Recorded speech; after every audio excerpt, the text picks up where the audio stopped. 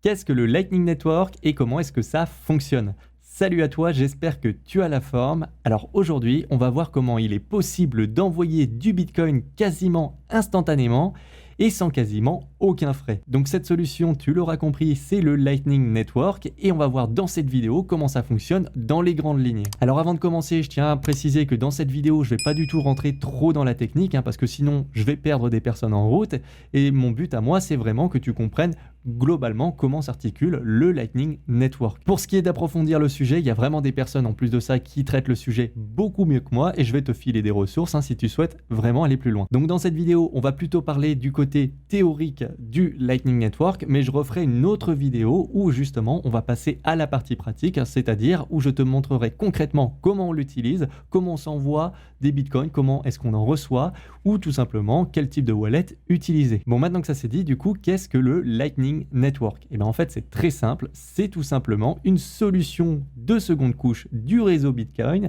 qui va viser à résoudre les problèmes de scalabilité de celui-ci. Comme tu dois le savoir, chaque blockchain se heurte à un trilemme qu'on appelle le trilemme des blockchains. Il est composé du coup de 3 points et on ne peut développer concrètement que 2 points parmi ces 3. Alors parmi ces 3 points, du coup, on va pouvoir retrouver la sécurité, la décentralisation et la scalabilité qu'on peut aussi traduire par l'évolutivité de la blockchain. C'est-à-dire que plus elle va avoir d'utilisateurs, techniquement, plus elle doit être capable de traiter un nombre de transactions important. Donc maintenant pour le cas du Bitcoin, si tu y regardes d'un petit peu plus près, tu remarqueras que celui-ci est très sécurisé et très décentralisé, ce qui veut dire forcément que ça va pêcher du côté de la scalabilité. Donc du coup, on va avoir des transactions plutôt lentes et en plus de ça, on va avoir des frais de transaction qui vont être très importants quand il va y en avoir beaucoup en même temps. Et c'est là justement que va intervenir le Lightning Network qui va permettre de rendre le Bitcoin beaucoup plus scalable. Donc le but du Lightning Network, ça va être de désengorger du coup le réseau principal de Bitcoin en effectuant les transactions à faible enjeu, comme quand par exemple tu vas aller te payer un café, quand par exemple tu vas aller te payer un restaurant,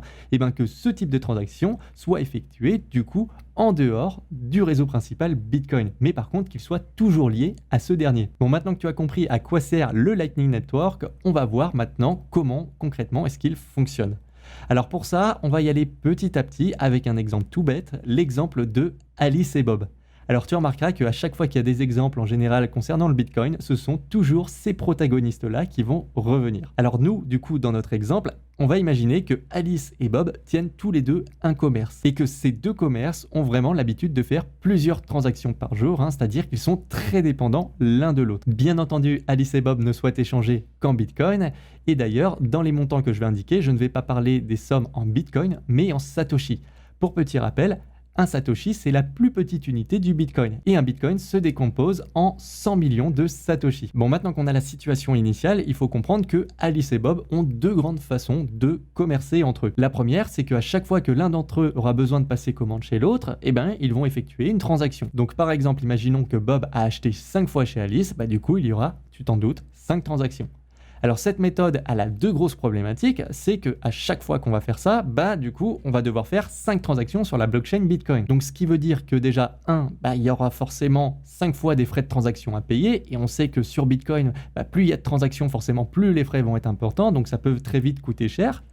Et secondo, également, il faut comprendre qu'il va falloir attendre en moyenne 10 minutes que la transaction passe. Et oui, forcément, parce que sur Bitcoin, c'est un bloc environ toutes les 10 minutes. Et donc forcément, il va falloir être patient. Alors il y a cependant une seconde méthode qui va répondre à ces problématiques. Et oui, Alice et Bob se connaissent, ils ont confiance l'un en l'autre et peuvent se dire, bon, on va faire simple, on va créer un registre, toi et moi. Et dans ce cas-là, on va se noter combien est-ce qu'on dépense chez l'autre. Et par exemple, une fois par mois, on va faire ce qu'on appelle une compensation. C'est-à-dire qu'à la fin du mois, ils vont regarder combien ils ont dépensé chez l'autre et on va voir qui est déficitaire par rapport à l'autre. Donc par exemple, à la fin du mois, si Bob a dépensé 10 millions de Satoshi, c'est-à-dire 0,1 Bitcoin chez Alice, et que Alice a dépensé à la fin du mois 20 millions de Satoshi chez Bob, c'est-à-dire 0,2 Bitcoin, on va très vite comprendre que Alice est en déficit de 10 millions de Satoshi par rapport à Bob. Donc à la fin du mois, celle-ci va lui envoyer 10 millions de Satoshi. Donc avec cette méthode, tu l'auras compris, on va pallier aux problématiques de la première, c'est-à-dire que déjà, on va réduire drastiquement les frais de transaction. Et oui, parce qu'il y en aura une seule, concrètement par mois, sur le réseau Bitcoin. Tout le reste, ce sera passé off-chain, c'est-à-dire ça aura été un petit contrat entre les deux. Et ça qu'ils aient fait 1 ou 1000 transactions. Alors que si ça avait été 1000 transactions sur le réseau Bitcoin, eh ben là, ça aurait coûté très cher en termes de frais. Et c'est pareil, ils ont gagné énormément de temps. Il n'y a eu qu'une seule transaction à surveiller. Tout le reste, c'est fait off-chain, encore une fois, c'est-à-dire sur un registre.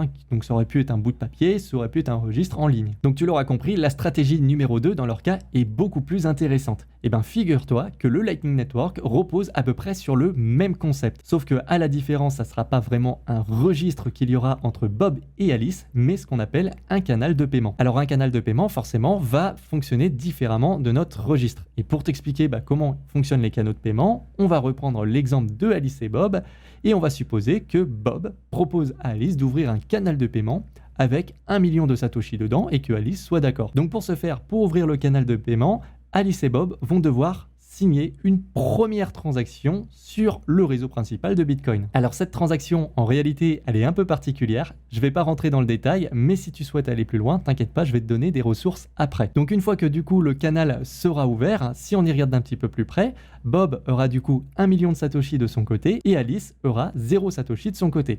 Donc ça veut dire que Bob pourra envoyer des Satoshi du côté de Alice, mais par contre Alice ne pourra rien envoyer. Donc imaginons maintenant que Bob décide d'envoyer 100 000 Satoshi à Alice.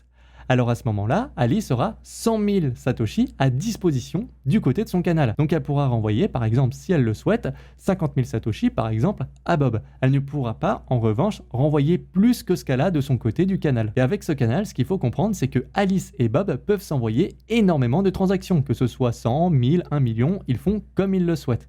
Et le jour où ils souhaitent fermer ce canal, alors aucun problème, on va prendre l'état final du canal. Donc par exemple, au moment de la fermeture, si on constate par exemple que Bob a 600 000 Satoshi de son côté et Alice 400 000, alors à ce moment-là, ils vont signer une deuxième transaction, là encore un peu particulière, sur la blockchain Bitcoin et ils seront crédités à hauteur de ce qu'il y avait de leur côté dans le canal. Bon, maintenant que tu as compris comment fonctionne un canal de paiement, tu vas peut-être me dire, ouais, c'est un petit peu nul en fait, parce que chaque fois que tu veux échanger avec quelqu'un, il faut ouvrir un canal de paiement. Donc c'est un peu pénible, ça prend du temps, c'est un peu casse-tête pour rien. Sauf qu'en réalité, pas exactement. On peut très bien envoyer des bitcoins à une personne avec qui on n'a pas de canal de paiement directement. Alors pour ce faire, cette fois-ci, on va complexifier un petit peu notre exemple. On va imaginer par exemple que depuis tout ce temps, Alice, elle avait déjà un canal de paiement ouvert avec une amie à elle qu'on va appeler Aurore. On va supposer qu'il y a un canal de paiement avec 1 million de Satoshi de liquidité, avec 500 000 sats du côté de Aurore et 500 000 sats du côté de Alice. Maintenant, on va supposer que Bob souhaite envoyer 100 000 Satoshi à Aurore. Alors pour ce faire, le Lightning Network va tout simplement proposer de passer par une route. Et cette route, ça va être de passer par le canal de paiement que Alice aura avec Aurore. Donc ce qui va se passer, c'est que Bob va envoyer 100 000 Satoshi à Alice et Alice, elle ensuite va envoyer 100 000 Satoshi à Aurore. Donc si on décompose maintenant ce qui s'est passé, Bob a bien eu une dépense de 100 000 Satoshi. Alice, elle a reçu 100 000 Satoshi d'un côté, mais il y a 100 000 d'un autre côté qui sont partis. Donc pour elle, rien n'a changé, quoi qu'on verra en fait un peu plus tard qu'elle est légèrement gagnante. Et Aurore, elle a bien été créditée de 100 000 Satoshi. Donc les comptes sont bons. Alors maintenant, attention, parce que imaginons que, par exemple, Aurore décide d'envoyer 200 000 Satoshi à Bob. Alors à ce moment-là, il faut bien comprendre que la route inverse ne sera pas possible. Pourquoi ? Parce que Alice n'a pas les liquidités nécessaires de son côté dans son canal avec Bob. Donc cela veut dire tout simplement qu'il faudra passer par une autre route. Alors on peut très bien imaginer par exemple que Aurore, de son côté, avait un canal avec la société Async. Et que la société Async, elle avait un canal avec un certain Nicolas qui lui avait un canal avec Bob.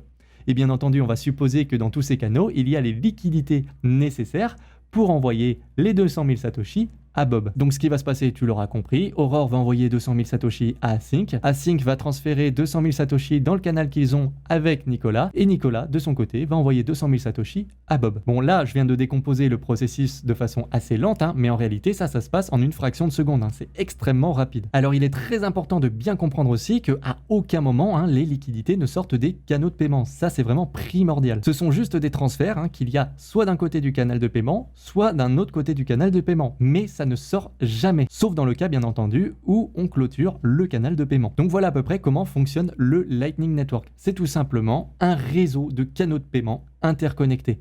Alors là, je viens juste de te montrer que quelques canaux, mais en réalité, le Lightning Network, c'est un réseau de canaux de paiement beaucoup plus étendu que ça. Il y en a vraiment des milliers et des milliers. Alors avant de terminer, je vais quand même ajouter quelques précisions qui sont selon moi quand même assez importantes à rajouter.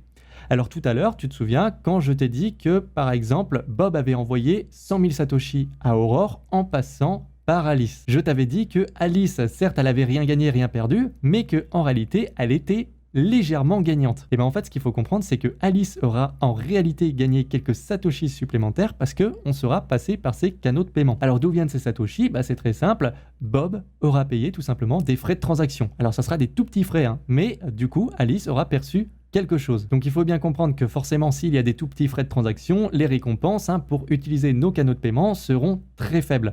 Mais néanmoins, s'il y a beaucoup de transactions qui passent par exemple par le canal de Alice, petit à petit, elle va se générer des revenus passifs de cette façon. Ces revenus passifs, ils servent tout simplement à inciter les utilisateurs à ouvrir des canaux de paiement et donc du coup à élargir le réseau du Lightning Network. Deuxième chose que je tenais à préciser, c'est que forcément, tu l'auras compris, il faut avoir des canaux de paiement pour pouvoir utiliser le Lightning Network. Et ça se fait en passant par des nœuds Lightning. Il faut avoir un nœud, c'est très important. Alors tu as des wallets qui te proposent justement de gérer eux-mêmes un nœud Lightning et de gérer les canaux de paiement pour toi. Ça forcément c'est un gros avantage, c'est que c'est beaucoup plus simple. Néanmoins, tu es beaucoup plus limité avec ça.